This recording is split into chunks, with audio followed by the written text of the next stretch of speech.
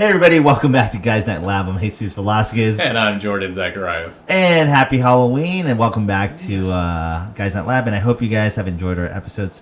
Today, we're going to be talking about something that, I mean, it's pretty popular, and it's always been popular for Halloween. But, you know, I feel like this character, identity, or whatever Halloween icon has been overshadowed by zombies. This used to be really popular back in the day in Universal times and 80s and whenever. But you know what? I don't think vampires or Dracula gets a lot of love these days. You know, it's true, not as much.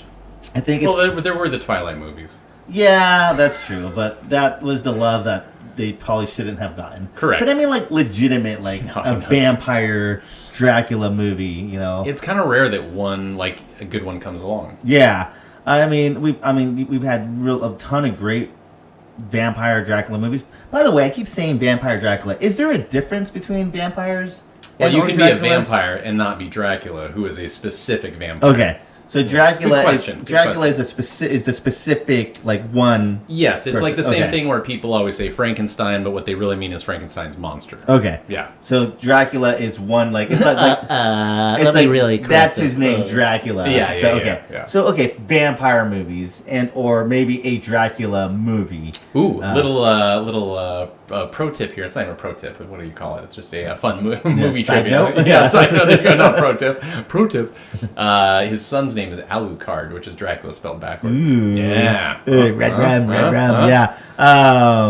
That's awesome. That's pretty sweet name. Yeah, I like that was worth interrupting for. So yeah. Anyways, let me get back to my flow here. Just kidding. But vampire movies have always been something that have been part of the Halloween staple or horror movies or scary movies or whatever. Heck yeah. And so we figured, you know what? Let's give a little love back to the vampire genre. Let's do it. Talk about some of our favorite vampire movies throughout the years. Okay. I read a few lists on articles online, and a lot of them have really good vampire movies, and some of them are the movies we're going to talk about here. But you know, sometimes with critics and or whatever articles, they tend to get a little kind of indie and this vampire movie wasn't art house enough for me. Yeah, like it's nice, like it's cool, and I'm sure it's very good cinematography and acting and writing.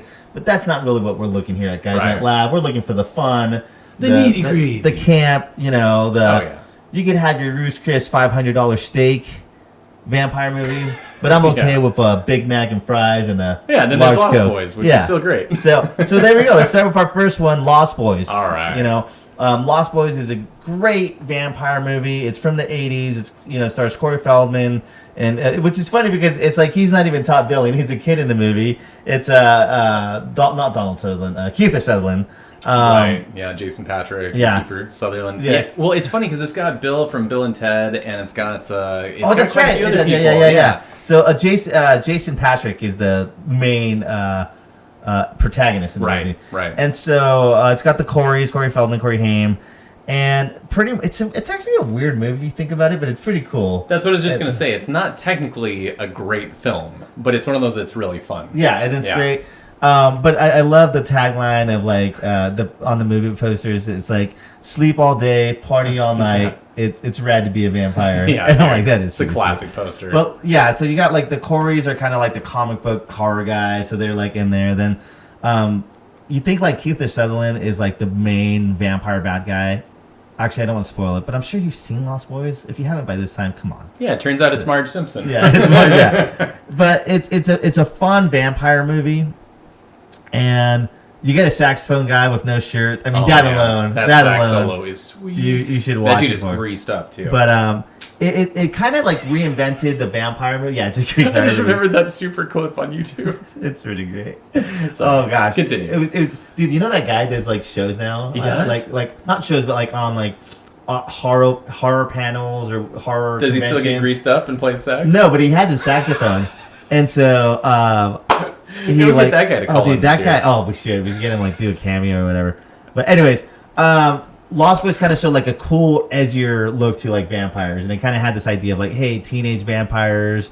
It made vampires punk rock. Yeah, and it was awesome. And so Lost Boys is, we don't really have to talk about it too much. We'll give you an idea what the movie's about because you should probably have already seen it. But if you haven't, you need to watch it. You know what it's kind of like? It's kind of like a Return of the Living Dead of vampires. Oh yeah. It kind of has that vibe yes, to it. absolutely. Kind of like the punk rock, you know. Yep. Not grunge, but 80s was punk rock and rocking and stuff. They were like having that. fun with it. The hair bands or whatever, like Guns N' Roses and you know, all that stuff. White Stripe. It's bad. It's bad. Yeah.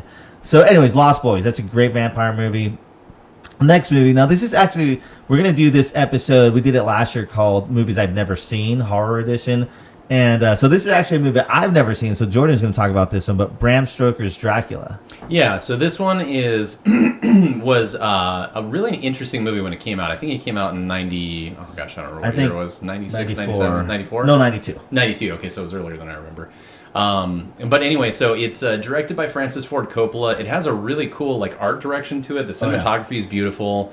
The story itself is pretty cool, but it's they're trying to actually tell the classic story. But they had the weird makeup for Gary Oldman as Dracula in the beginning of the movie. So it's one of those things where even Simpsons mocked it on Treehouse of Horror. But it's one of those films where it's got a cool vibe to it, but the acting is so bad because it's Keanu and Winona Ryder that are like, she's like, I'm waiting for my love, Jonathan Harker. And he's like, I await thee, my bride. I approach Dracula's cliffs, you know, and you're just like, oh. Because it's all from like their diary entries and stuff and their journal entries in the actual book. So it's using like the actual like Bram Stoker's like dialogue from the actual book. And again, they get some things really cool, and they get the tone of it really neat once the movie actually gets kicked in. And towards the end of the movie, the action is really cool, and some of the violence, everything's really colorful and beautiful, and it's a visually beautiful movie to watch. But it's got an odd tone to it. So don't go in thinking you're going to see like a masterpiece, because it's a well done movie with a lot of flaws, if that makes sense. Well, it's like, it's funny because you got like the yin and the yang. You got like not to say Winona Ryder's a bad actress or whatever, but maybe just the chemistry between her and Keanu Reeves wasn't great. And I haven't seen it, but I'm just taking George. But you got those two, and then you got Gary Oldman, who's amazing. Who owns the movie. And Anthony Hopkins, who's Van Helsing, right, in the movie? Of course, yeah. And so That's what's off about the tone, because you'll have this amazing acting, and then even Cary Elwes is one of the guys in it. He's a little stiff, and a couple of the other guys, and it's like it's the dude from The Rocketeer plays one of the other guys. Oh, too. yeah. But anyway, and so I mean, I kind of want to watch it just to see the. You should see it for sure. Well, the interaction between the acting performance between Keanu and Anthony Hopkins, like that'd be like. Okay. Oh, now get your teeth away from my neck, you vile fiend! He's pretty bad. Coming back. Oh, it's so great. Sorry, I love it. Point Break. Jonathan Utah. Point Break meets Bram Stoker's Dracula. Oh, you gotta stab him You in the do heart. need to watch it though. Go watch it this Halloween. Give it a chance. Check it out. It's odd, but it's fun. it's yeah. Jonathan, 2 meatballs. Dear Jonathan, my love. Anyway. All right. So the next movie is a great movie from the 80s, Fright Night. It stars Marcy Darcy. Darcy is not even her real name. We never remember the actress's name, and we never even give Chris Sarandon top billing. It's Amanda Beers. And Chris Sarandon. He was at what else was he in? He's in Princess Bride. Princess Bride. He's been in a lot of stuff. Yeah. He's great. And so it's such a fun 80s movie because it has to do with like this kid so it starts with like this kid's watching like this like Fright Night. I think it actually is called Fright Night. I think on the actual movie, which for me holds a special part because that's what I used to watch. It was called Fright Night, and so it's like the Dracula hour, and they show like the scary movies.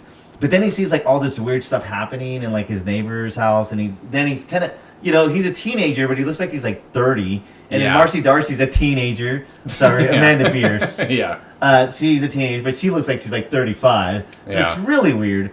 And then then he suspects that holding back so many comments. he suspects that his neighbor's like, I don't think he suspects he's a vampire right off the bat, but he suspects he's like it's like a Rear Window type thing where he's kind of spying on him, But then he kind of starts to identify that he is a vampire and all this stuff. So then all the vampire cliches and things start happening, but it's really great.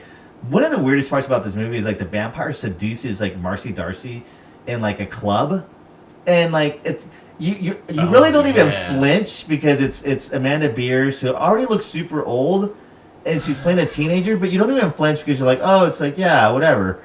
But if you think about it, he's like seducing a teenager, like a teenage girl. Like I'm like, that's interesting. But I guess it's okay because it's Amanda Beers or Marcy Darcy. So that's. But anyways. It all works out in the end. Yeah, the movie's great. It's really fun. The ending's awesome. The ending's awesome. Some really great practical effects. Yep. And really awesome. Like, just it's not even gore. It's just the practical effects, design and effects that they have. I would say the movie feels like a love letter to horror movie buffs. Yes. Like it's for the 80s. Yeah, exactly. I think honestly it's a love letter because in the 80s the slashers took over, like the Jason Voorhees, Myers, Freddy Krueger. It was a lot more slasher movie types, Maniac and stuff like that. And this was kind of like another throwback to like the vampires, you know, because vampires are kind of taking second fiddle because the slashers and serial killers are taking top billing. So it was kind of like you said, like a love letter to them. It has an old school throwback feel to it for sure. Yeah. So definitely check out Fright Night. It's a fun one. It's a fun one. 30 Days of Night. Dude, this movie is crazy. I think I've only seen it a few times. I think I've only seen it once or twice. And it stars Josh Hartnett. Yeah. And it takes place like it's in Alaska, where it's dark for a month in this town. Yes. For a month straight. And so, which is an awesome like premise because you have vampires for 30 days and you're like, oh crap, like what am I gonna do? Yeah. But it's a movie that's like I didn't expect it to be as kind of like brutal and dark as it was. Yeah.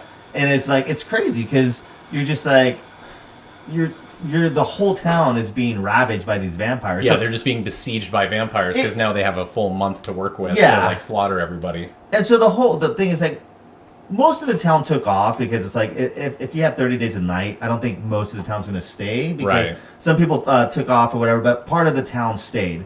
And so that part of the town that stayed had to like fend off these vampires for like 30 days. Right. But it's pretty crazy because like a lot of people die in it and you're like, oh wow, I didn't think that person was going to die or this person was going to die or whatever. So it's pretty brutal. And it is, I wouldn't say it's a fun movie, but it's definitely entertaining and it's definitely like I think the direction and the cinematography and just the feel of the movie is cool, but it's not like oh yeah, that's a fun movie to watch. It's like, oh yeah, that's intense. It's crazy. Yeah. So. Yeah, for me, I think the thing that speaks volumes for me is that I think maybe you're the same way. I think I've only seen it once or twice, which clearly it's because I didn't really love it. Yeah, so it's one of those movies where I think like where you were going with it is that they had a really cool idea for a plot, but I felt like they didn't really do much with the story. They made it brutal and dark, and it was a cool idea, but not very well executed. I remember that. Yeah, so it's just like... And I like Josh Hartnett. He was really good in it. And like all the acting and everything was great, but it was just one of those where it felt a little cheesy.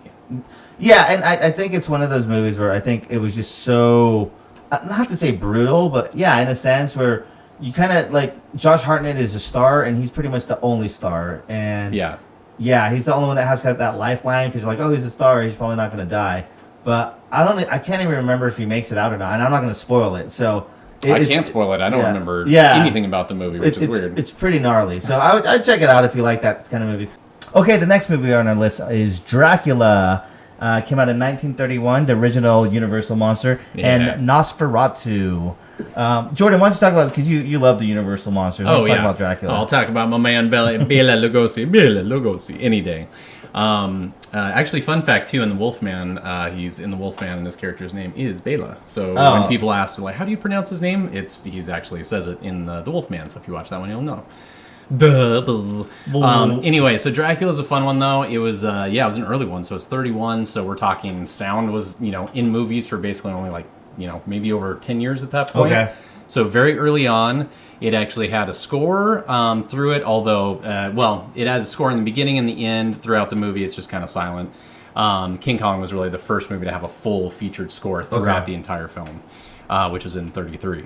So Dracula's a classic. If you haven't seen it, you should. It's barely an hour long, so you can get through it really quick. It's a fun one. It's got some great characters. It has, of course, Bela Lugosi, but it also has one of my favorite character actors back then is Dwight Frye, who also is the hunchback in Frankenstein. Okay. And he plays the one who gets possessed by Dracula here. Renfield, I think is his name in this. I can't remember if it's Renfield or something different in this version. But it's great, though, because they find him in the bottom of the ship when he's gone crazy or Dracula's kind of gotten to him. Okay. And he's got this big frozen smile, and he's got this weird laugh. It's super creepy. But anyway, it's a classic one. It's a fun one. A lot of people say the Spanish version is actually superior, which I have not seen all of, so I should watch that. Is it the same? Like, is it Bela Lugosi talking?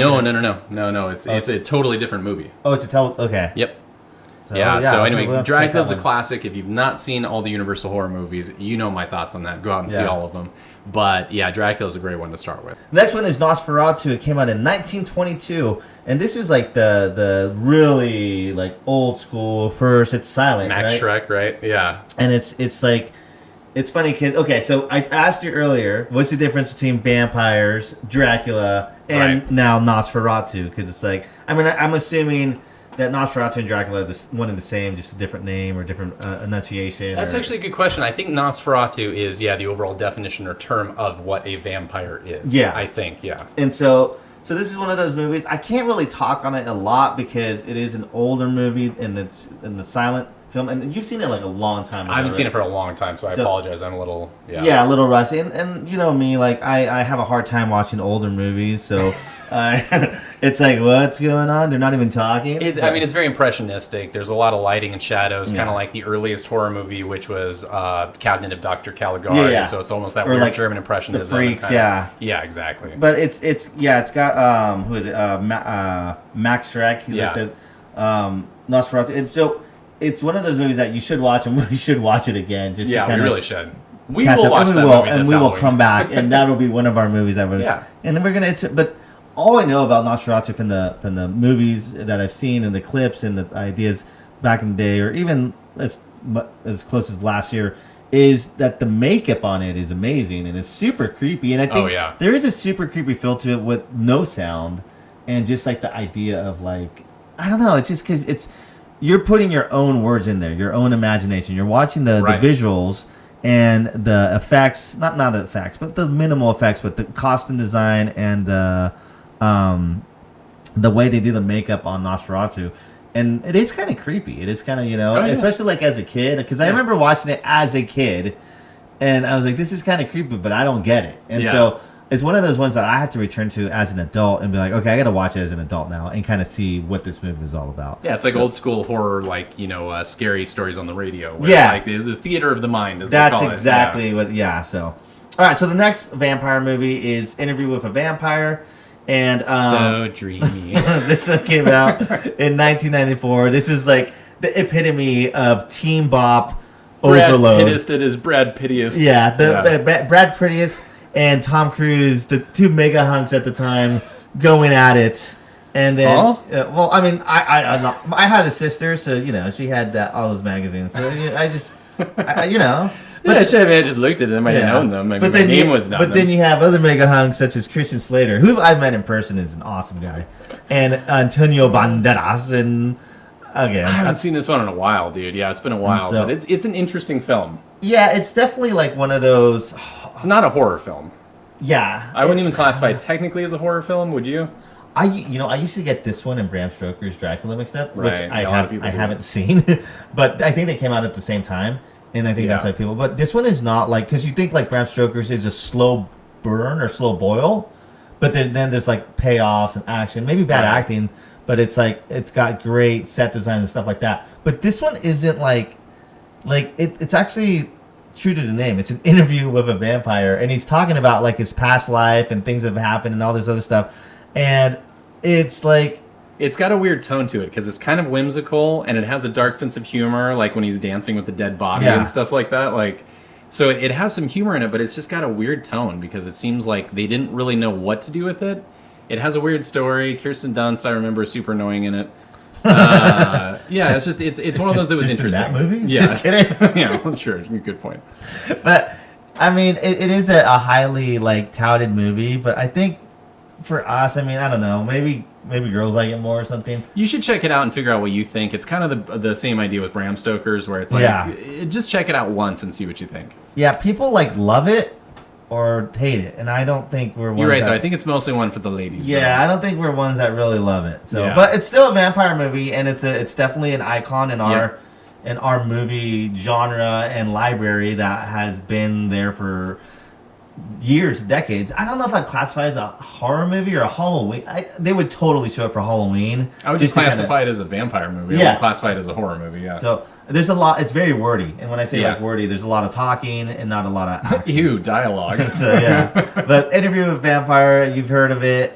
Check it out if you want to check it out. The other movie. Now here's the thing: if you watch Interview with a Vampire, and you're like, ugh, one way you could watch that taste out of your mouth. If you like it, don't get mad at me, but I didn't really like it. But one way you could watch that taste out of your mouth is watching this other amazing vampire movie called From Dusk Till Dawn. Oh, yeah. Now, this movie is not Interview with a Vampire. This movie is Quentin Tarantino. Oh, no. Is it Quentin Tarantino? It's no, so this is Robert Rodriguez and Tarantino helped make it, I That's think. That's right. Tarantino was in it, but it's a Robert Rodriguez. And if you don't know him, he did Desperado and then Once Upon a Time in Mexico and like Spy Kids and all that stuff. He kind of like correlates with Tarantino a lot. Yeah. And they almost have like the same like universe, like the Tarantino verse, kind of, but in same a different stylized way. Action, over the top action and violence and gore and stuff like that. But yeah, it came out in '96 and it stars George Clooney and Quentin Tarantino. And they're bank robbers, and they're not good dudes. Like they're technically our protagonists, our protagonists in the movie, but they're technically not like good dudes. Oh yeah, Quentin Tarantino is a sociopath who murders people. Yeah, I mean it's pretty like alluded that he's a like serial killer rapist. And Clooney is still a bad guy. Like he murders people in the beginning. But he's his brother. But he's a little less creepy. Maybe because he's not a rapey. He's trying to protect his brother, but anyway. So like it's weird that it's two movies. Yeah, it's two movies, and so you're right. It actually is two movies, and so like they're kind of like the antagonists in the beginning, but then they kind of turn into the protagonists because when they meet at this bar, and so since there's a lot of quotes you can make for this movie, but since most of our clips are pretty PG. There's a lot of things we can't say. Or we definitely can't quote Cheech Marin. Man, but it's pretty awesome. His quotes, and I'll just do like, I love it. It's a great movie. There is some inappropriate stuff and everything, but once it breaks out in part two of the movie where the vampires come into it, it's definitely a roller coaster. It's over the top. It's gory. It's violent. It's fun. It's stylized. And it's just a great movie. And Harvey Keitel, I know everyone talks about him in it, but he's great in it. Yeah, Harvey Keitel, Salma Hayek. 1996 Salma Hayek. Tom Savini. Tom Savini. Tom Savini, I forgot. Yeah, so dude. It's such a fun movie. His gun is the best part. The dialogue is great. It's stylized. It's cool. It's hip. It's fun. It came out in '96, which is almost 30 years ago. Wow. Yeah. And like 25 years ago. Yeah. 25 years ago, and it still holds up. I think I just watched it like not even last year, like earlier this year, and it still holds up. It's like, oh, this movie's awesome. You know what this one has a vibe up to me is like The Hitcher, where once it gets going, it doesn't let up, and it just keeps going, and it's a fun ride. So yeah, and there's a lot of swearing, some nudity because they go to a bar that has women dancing, and a lot of gore, but it's a lot of fun. It's a really fun movie, and it's one of those great vampire movies that you don't really even realize it's a vampire movie until it like becomes a vampire movie. You're like, oh, cool, awesome. It completely smacks you on the side of the head with it, like halfway through the movie, and when it pivots, it's great. The next movie we're going to talk about is Let the Right One In, and I know that this one is a remake of another movie called Let Me In, but the one I'm going to talk about is Let the Right One. Have you ever seen this one, Jordan? So I've only seen parts of this, so I can't speak to the whole film. Okay. And so it's really great. Or no, I think Let the Right One In is the actual movie, and Let Me In is the remake. But nonetheless, they're actually both pretty similar. The idea of the movie is, I don't want to spoil. I'm trying to see how I could tell it without spoiling it. Okay, well, you know what? Spoiler. All right. If you haven't seen it, it's a really good, if you like. It's a few years old now. Come on. Yeah, but maybe people that slip through the cracks. If it's really stylized. It's really it's hip, but not like it's like that indie hip. But it's a great movie. It's not hipster at all. Okay, here's your spoiler right now. If you want to watch it, leave, go watch it, and then come back. Okay, there's your spoiler warning. So the idea is that there's this little girl, and this one kind of nerdy boy, really shy, kind of timid, very like just, quiet. He kind of makes this friendship with this neighbor girl, and you kind of get this idea that maybe she's abused or something, because she has a lot of bruises and kind of cuts and blood all over her at times, and so you kind of have this idea that she's abused or whatever. And she lives with this old dude who's kind of like, you're assuming it's her dad or her grandpa, but they kind of like strike up this friendship, and like she's about the same age as him, and they're kind of like they're friends, and then they kind of become like boyfriend and girlfriend, kind of, but innocent, kind of like, I think they're 10 years old, and you start to find out there's just little things happening that are different or whatever. So there's one point where this kid's, because he's so shy and quiet, he gets picked on a ton. And so there's these boys in this one scene, spoiler, that they're holding his head underwater in the pool, and then you just see, like, it's insane. I mean, and these kids are older. They're probably like 14. Not that it justifies it, but like they're like 14. They're older. They're picking on him. But then like he's in the pool, and then the girl's there with him, and then you see like the kids' decapitated heads go in the pool, and you're like, what? And so you start to find out that the girl is a vampire, the little girl. And so then all this stuff starts happening, and like I said, I won't spoil anymore, but that's one of the scenes where you kind of get that, like, what the crap? Yeah. And so she's a vampire, and then you find out, another spoiler, and this is the last one, is that the guy, the old man that's with her, is her first boyfriend. Oh. So, like, it's kind of like she's kind of falling in love with this young boy like, now. Oh, okay.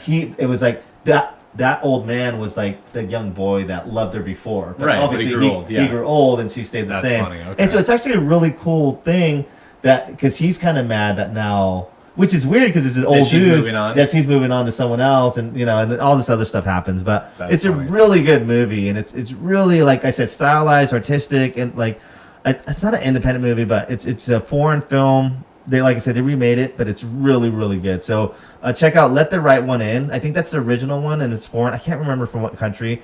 Or Let Me In is the remake. But both of them are actually really, really good. And like the American remake, is pretty true to the story. So cool.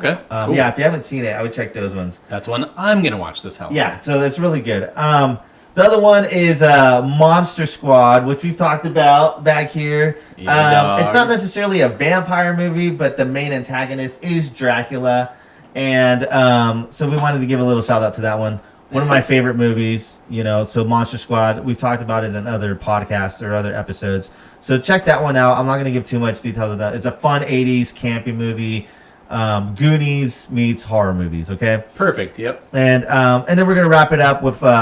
Buffy the Vampire Slayer, not the one with Sarah Michelle Gellar. Are we talking Christy Swanson? Yeah. And I love this movie because Buffy the Vampire Slayer, I remember watching it as a kid, and it was just really fun, and it has who's Pee Wee Herman? What's his real name? Paul Rubens. Paul Rubens, yeah. And I remember I saw it, and I was like, that's Pee Wee Herman. Dude, doesn't it have Luke from 90210? Oh, that's right. It's got Luke. Yeah, what's his name? Luke Perry, who passed away. Rest in peace. Yeah. By all accounts, a cool guy. Oh yeah, it's a fun, campy vampire movie. Oh, Donald Sutherland's in it. I forgot. Oh yeah, and dude. He's kind of training Christy Swanson, Buffy. Hilary Swank. There's Rutger Hauer's in it because he's the main. Hilary Swank, that guy's a good actor. Stop. Rutger Hauer's in it. Nice. He's the main vampire.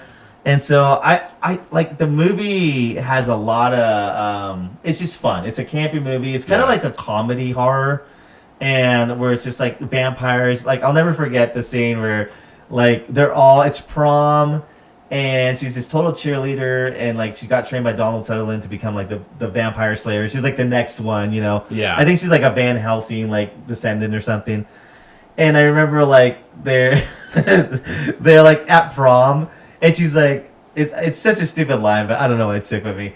There's like inside prom, and like all the vampires are outside, and it's like the climax of the movie. And she's like, don't worry, they can't come inside unless they're invited. And then one of like the total like, it's not 80s movie, but it's like early 90s. The 90s girls she's like, but I invited them, and she's like, why'd you do that? Because they're seniors. And I was just like, oh my gosh, like that's hilarious. Like, but so it's like it doesn't take itself seriously. It would be like you'd call it a meta movie. Yep. So it's Yeah. a total It's meta very aware of movie for the itself. 90s. Yeah. But yeah, Buffy the Vampire Slayer. I haven't seen this one in a while, and I might actually check it out this year because it's great. Oh, yeah. So, anyways, shout out to our vampire movies and, throwing some love to them. Heck yeah. So, anyways, check out some of those movies we suggested and have a happy Halloween until our next episode. Happy Halloween, everybody. All right, take care. Bye.